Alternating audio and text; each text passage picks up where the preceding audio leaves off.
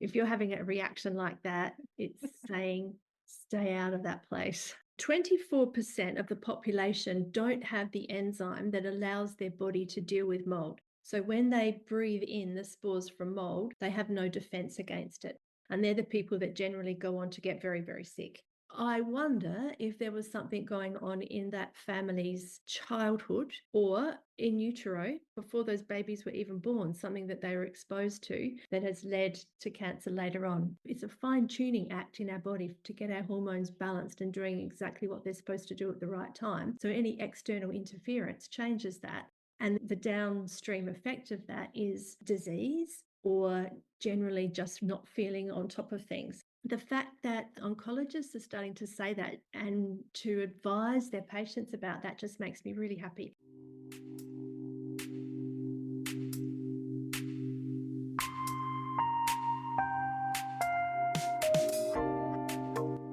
Welcome to the Inner Fire of Yoga, a podcast about transformation, resilience, and the power of yoga beyond the mat. I'm Liz Albanis, senior yoga teacher and yoga therapist in training. This podcast was born in 2024 after I survived my second fire. Fire has been a recurring theme in my life, not just in the literal sense, but as a metaphor. It has asked me to burn away what no longer serves me, to transform and to rise stronger each time. This podcast is about that fire. The one that challenges us, but also fuels us to grow. The views and opinions expressed by guests on this podcast are their own and do not necessarily reflect those of the host, Liz Albanis. The content shared in these conversations is intended for informational and educational purposes only, and it is not suitable for listeners under the age of 18. Please use discretion and consult a qualified professional before making changes to your health or wellness routines. Hi everyone, welcome to the Inner Fire of Yoga podcast. Today I have with me Michelle Diener. Michelle is a naturopath, building biologist, certified low tox coach. Michelle has been an educator for most of her career in a range of settings, community health, the private sector, and in tertiary education.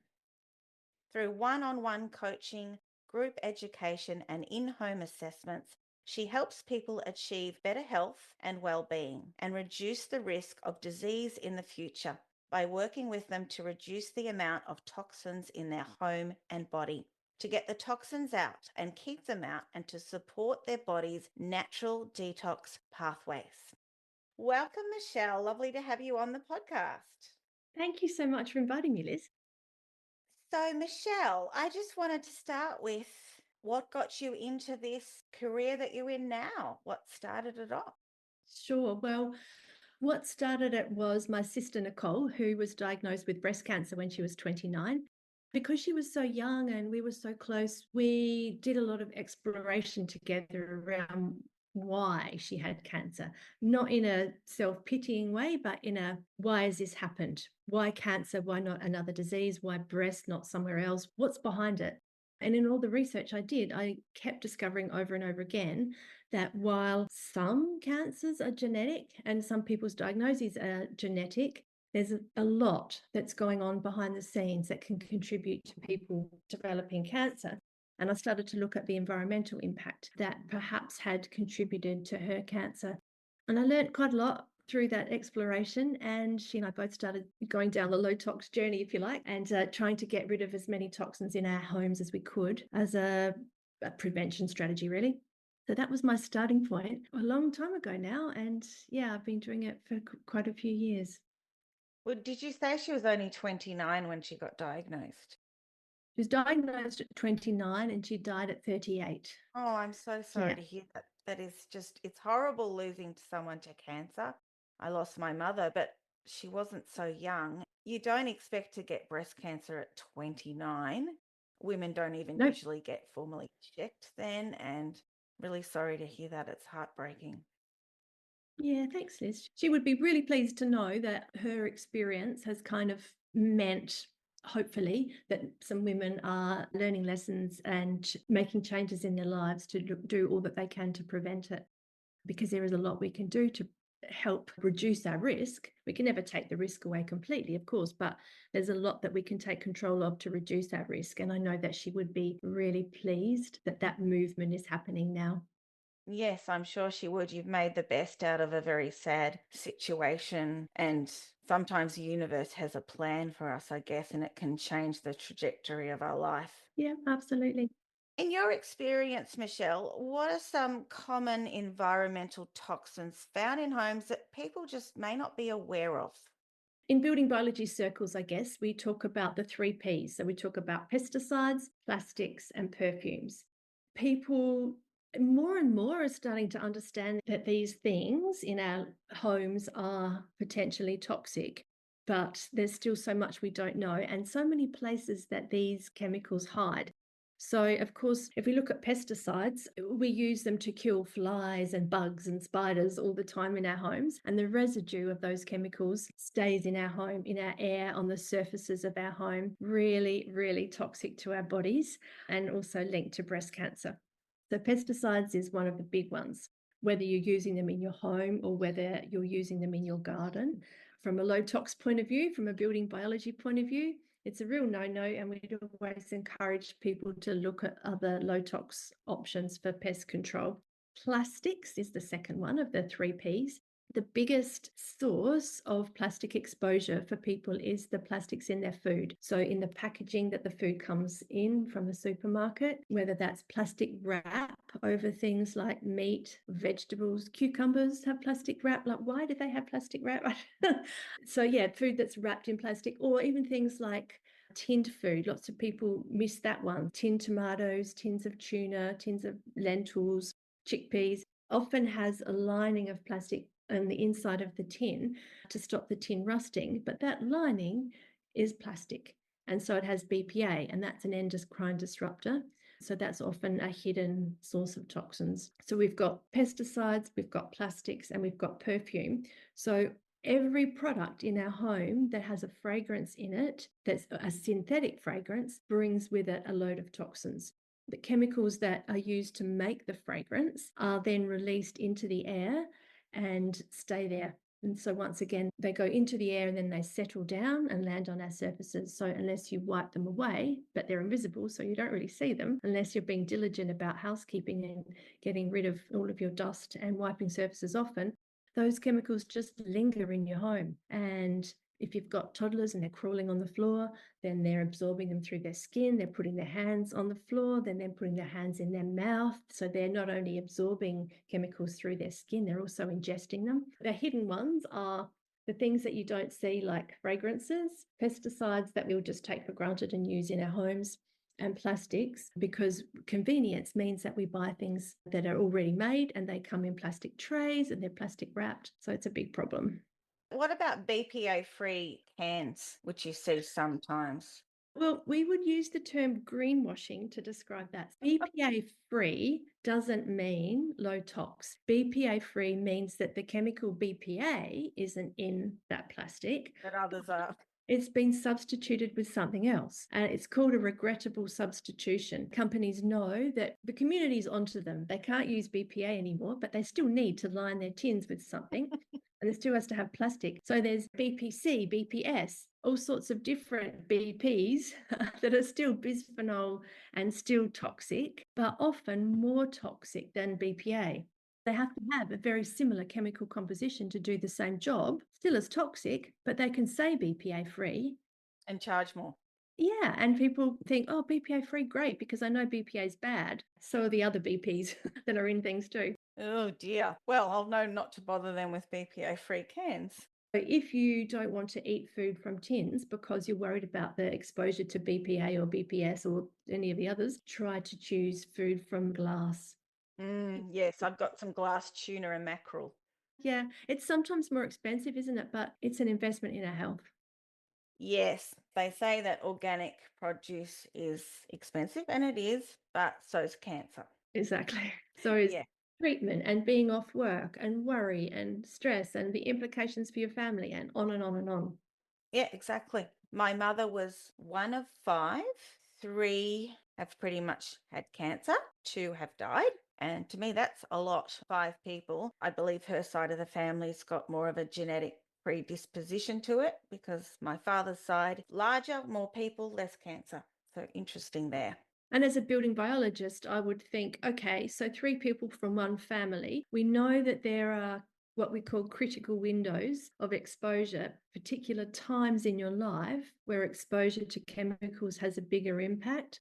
I wonder if there was something going on in that family's childhood or in utero before those babies were even born, something that they were exposed to that has led to cancer later on. Very difficult to find out because it's in the past now, but that's where my mind goes to look at the patterns and wonder what exposures happened at what time of their lives. Ah, that's true. I didn't think of it like that. What about dust? Is that toxic? Dust is such a boring topic, but it's so important because what happens is that the chemicals in, say, for example, you're bringing into your home a new sofa and it has flame retardant chemicals in the foam. Those chemicals vaporize, go into the air, and then they settle and they fall to the ground, they fall to surfaces. And so what's on our surfaces is dust. So those chemicals that are in the form sort of get soaked up by the dust. So dust becomes a big sponge, all of the toxic waste in your home environment. Yeah, it's gross, isn't it? So the best thing to do, if you don't do any other housework, is to get rid of the dust at least every week or more regularly. If you've got someone in your home who has respiratory problems or any allergies, dust as often as you can by dusting, not with a feather duster where you just shoo the dust away. So it's not on top of your fridge anymore, but it's gone somewhere else. Use a HEPA vacuum and suck it up, and then to wipe with a damp bamboo microfiber cloth so that you actually trap the dust into the fibers of the cloth and then you can wash it down the sink. Yes, well, my mother was right to have an obsession with dusting, not to get rid of dust, but she did it your way. So that's good. Good. These exposures to toxins, do you think they can impact your mental health as well as your physical health? Yeah, there is ongoing research into this area. And what the research that's been done so far is showing is that there's a very strong likelihood that exposure to environmental chemicals can impact different aspects of mental health. Heavy metals, for example, like lead and pollutants like nitrogen oxides that are in traffic pollution, for example, they have been linked to things like anxiety and behavioral issues, thought disorders, mania, and even depression as well. So that research is fairly conclusive. There's also some research that's being followed through to say that prenatal and childhood exposures, so when babies are in utero, exposure to endocrine disrupting chemicals like, once again, like BPA and some pesticides can impact mood and emotional regulation. But more research is being done to confirm this even more. But it's such a big growing area because it just makes sense, doesn't it? That if we know conclusively that environmental toxins can impact our physical health, and often that's a hormonal thing, then there's no reason why it wouldn't impact our mental health as well. That makes Yeah. sense. Yeah. So I guess it's part of looking at the whole exposome. So all of the things that we're exposed to in our life. So all of the other factors that contribute to mental health issues like job loss and grief and biological factors and social factors, all of those issues. But let's put into that mix environmental issues as well. The worry and the guilt, though, that comes with learning about toxic exposures, often when people start to look at low tox options, they think, oh my goodness, I gave my kids food out of a can every day. They had baked beans on toast for 2 years of their life because that's all they'll eat. Oh no, I've caused a problem. That impacts mental health as well. Worry and feel guilty about things, that's not good for your mental health either. So I think it's really important that we remember you can only do what you know. I think it was Maya Angelou who said words to the effect of do what you can now with what you know, but when you know better, do better. When my eldest daughter was, well, she breastfed till she was 2. And then after that, she had plastic cups and she would suck on this cup all day for a good 2 years. And it wasn't even BPA plastic because no one was thinking about that back then. And I feel, oh my goodness me, it's all my fault if she gets anything. But I didn't know. So I can't feel guilty about that because that will impact my mental health. It will stress me out. I think it's really important that we remember we can only do what we can do. Yeah, and my mother would have said mistakes are a part of learning because she was a school teacher. I remember going into my fire damaged house last year Mhm. to collect contents that were full of soot and all that smoky smell. I'd come back to the Airbnb because it's mostly in the first 3 weeks I did this. After putting some washing on, I would have a histamine reaction. I would be red and itchy and I'd have a shower straight away. So it made me wonder that there must be leftover chemicals with these smoke damaged houses. I mean, it depends on what they use to put the fire out, like if they use water or powder.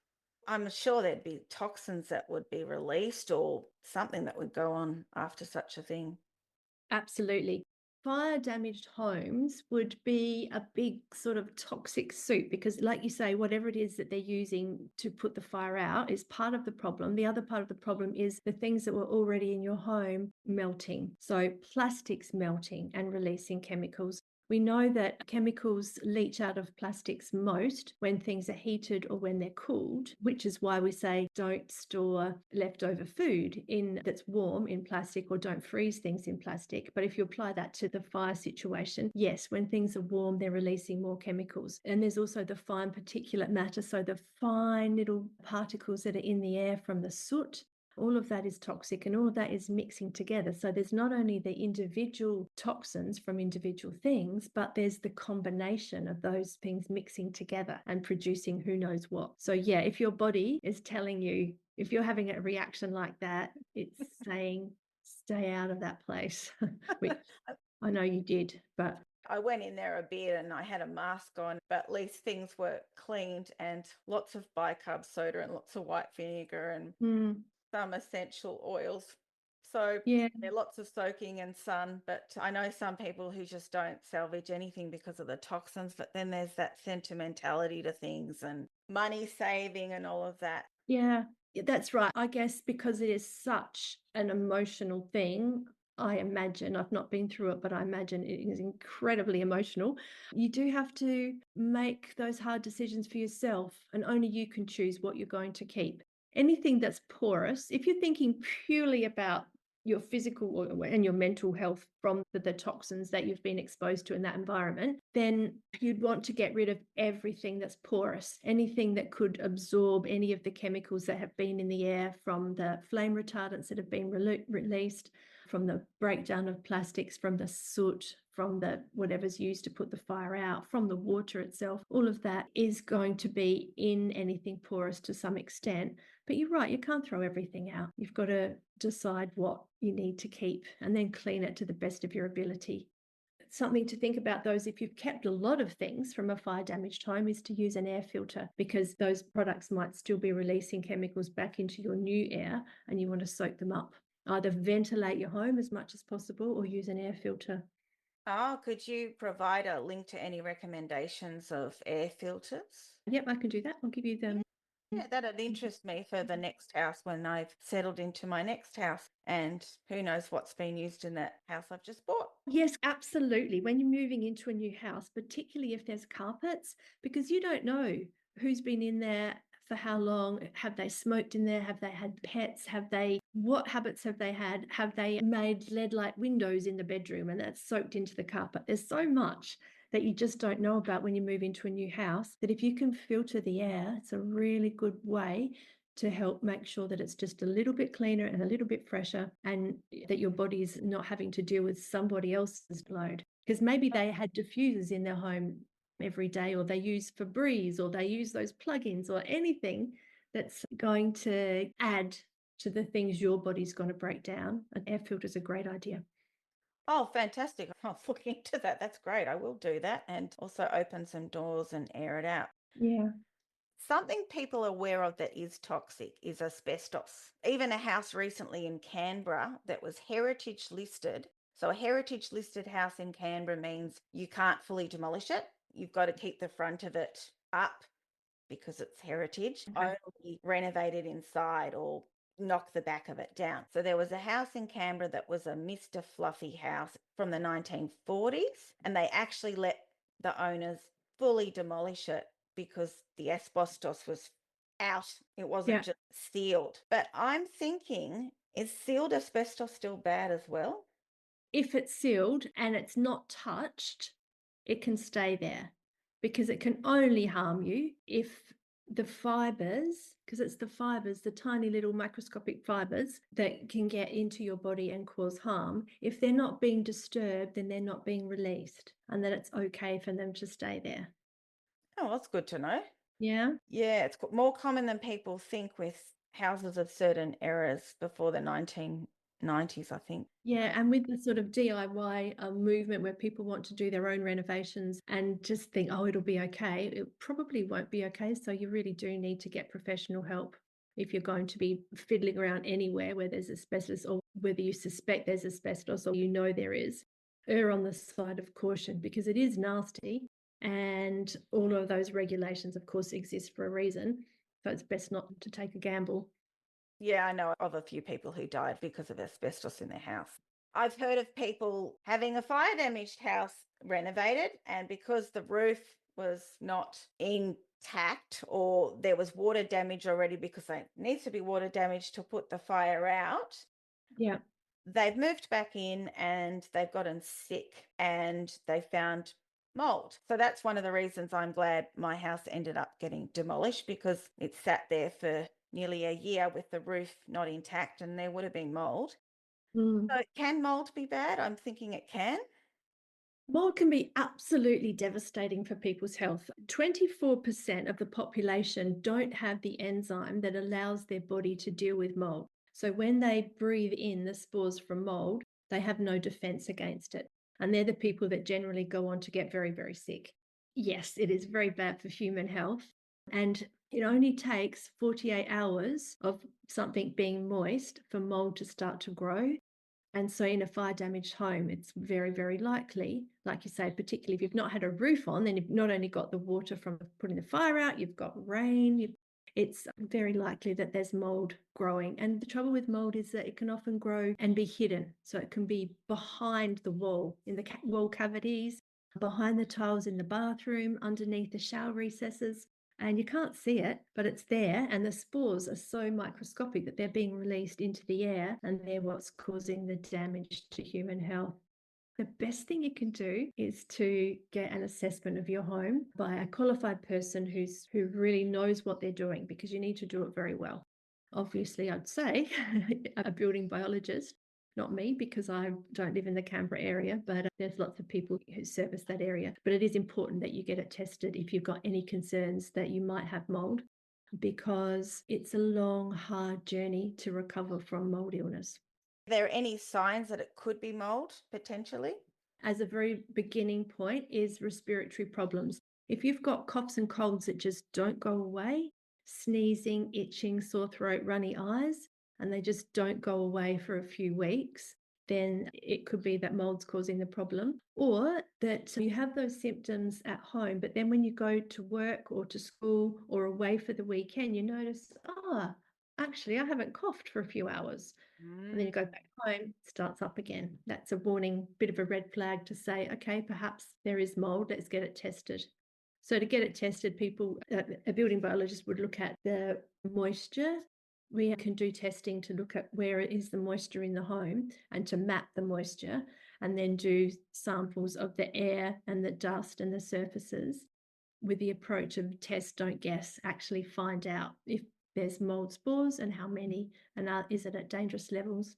Okay. Move on to the next step of remediation, whatever that might be, depending on where the mold is and how bad it is and how long it's been in the home. Remediation is the next step. But you can't remediate what you don't know. So you really need to know what's going on in your home first. True. Yoga designed for you brings yoga back to its roots. Before studios and group classes, yoga was traditionally taught one-on-one, tailored to the individual. This private session package honors that wisdom. Your body, lifestyle, needs. Is accessible and doesn't have to require a yoga mat. Head to lizalbanuswellness.com.au for more information. You briefly mentioned about fragrances in household products. So my understanding is they contain endocrine disruptors which can interfere with hormone function. That's right. Yep. And I know from myself in my 40s, my hormones are changing. That can really interfere with your mental health, not just your physical health.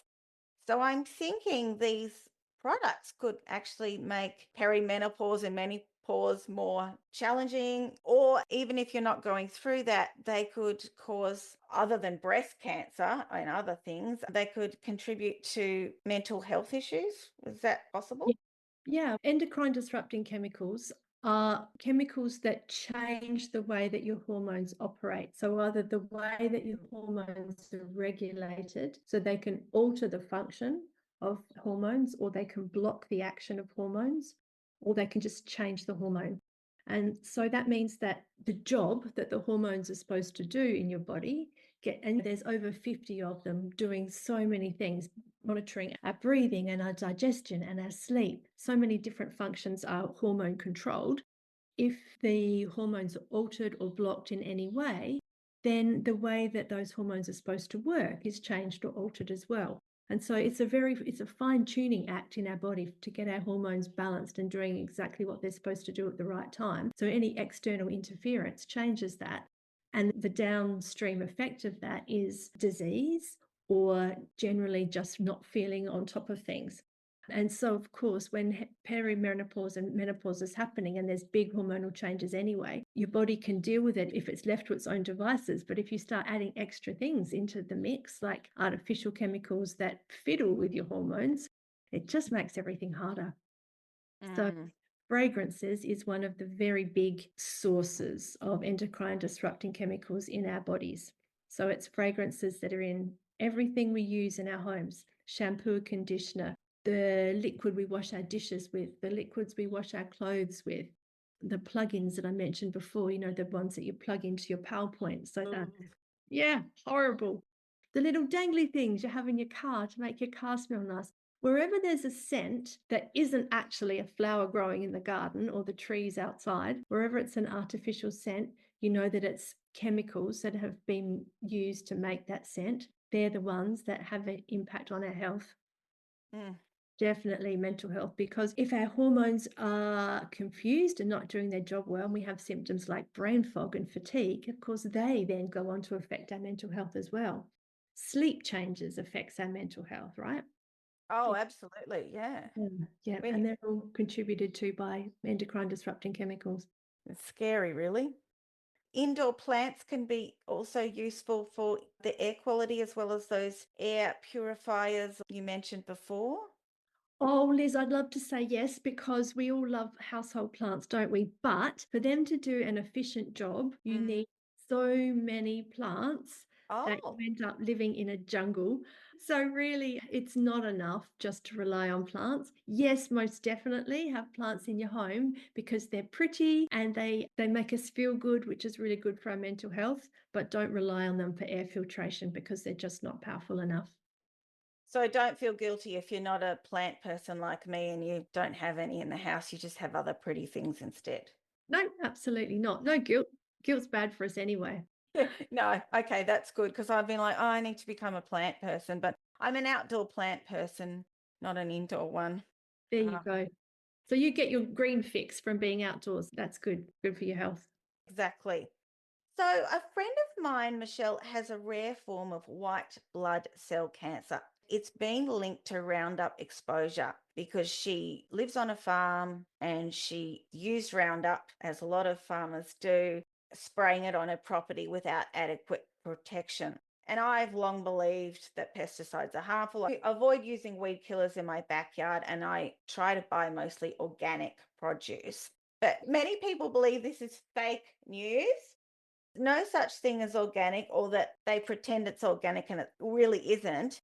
But even my friend's oncologist, so someone in mainstream medicine, actually advised her to avoid non organic fruit and vegetables unless they can be peeled, which I thought was interesting. And another friend of a friend whose husband survived cancer was told at a cancer clinic in Melbourne, stop using microwaves, especially if you're heating up plastic. Do you think this reflects a shift in mainstream medicine? Oh, I hope so. I really, really hope so. The evidence is there. There's decades of research in highly respected journals that show that this is true. We know that there's a link between pesticide use and breast cancer, for example, that it increases your risk unequivocally. The fact that oncologists are starting to say that and to advise their patients about that just makes me really happy because it is an important message to get out there. And it's particularly about using organic food is a fabulous way to reduce your exposure to pesticides because I know it's more expensive, but it just makes such a difference. Because if you're not ingesting them, it's just a huge toxic load your body doesn't have to deal with. Especially with certain things like berries and leafy greens, they've got a huge amount of pesticides. One of my riding instructors lived next to a berry farm and Uh-huh. she stopped eating non organic berries when she saw the amount of pesticides. It really showed the truth to her. Hopefully, more people have become aware of this. Looks like they are. So I'm pleased. And I know of someone who got diagnosed with breast cancer and was told to stop wearing antiperspirant deodorant. Fabulous. So that's another positive thing that's coming out of all this research. That's right. The expectation is that it's 17 years lag from when research is done and released in a scientific professional journal to when health professionals actually can give that information to their patients. Because when people are taught their professions in university, they're taught the same thing over and over again. But to add new things to the curriculum takes a time and takes lots of reviews and lots of approvals. So there can be a 17-year average gap between finding out something like, okay, we know that pesticides can increase the risk of breast cancer. 17 years might pass until doctors actually start saying that. It's fabulous that finally now it's starting to happen, at least in Melbourne. It's great.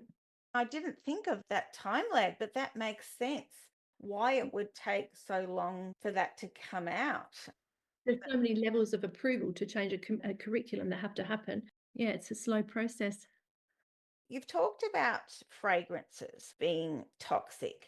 Does that include essential oils? Because when I was salvaging things, especially clothing, oh, and some ornaments, to get the soot out, to make them smell better, I used white vinegar, bicarb soda, and some lemon myrtle essential oil. Better than other things, I'm thinking. It was a whole lot better than what was in those articles before. It's one of those yes and answers because essential oils, I think, have a huge place in people's homes and they're not all created equal. So there are essential oils that you can buy from big supermarkets, and there are essential oils that you buy that might be from organic plants and that have been distilled carefully and that don't have anything else added to them.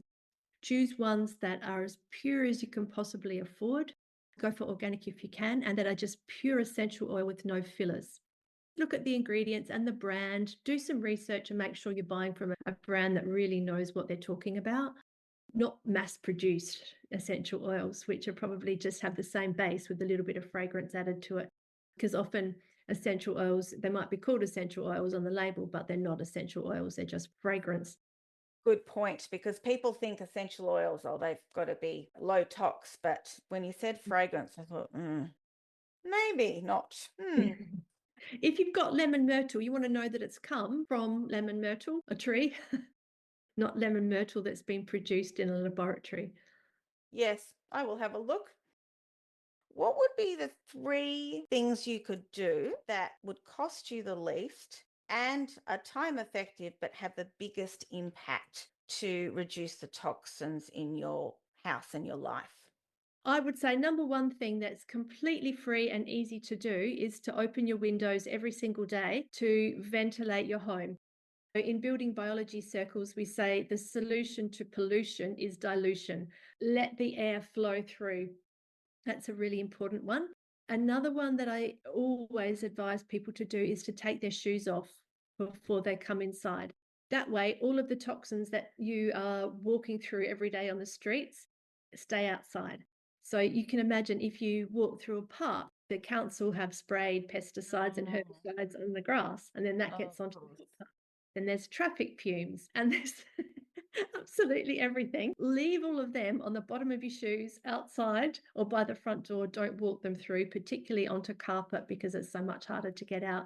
And once again, it's pollution that you don't see, and it's just seeping into the carpet. And then every time you step on the carpet again, it wafts up into the air. So shoes off before you come inside. And the third one is to think about your food. The reason you need to think about your food is our biggest source of exposure to the chemicals in plastics comes from our food. So if you can minimize the amount of plastic that you use around food, you're going to be so much better off. So getting rid of plastics for storage.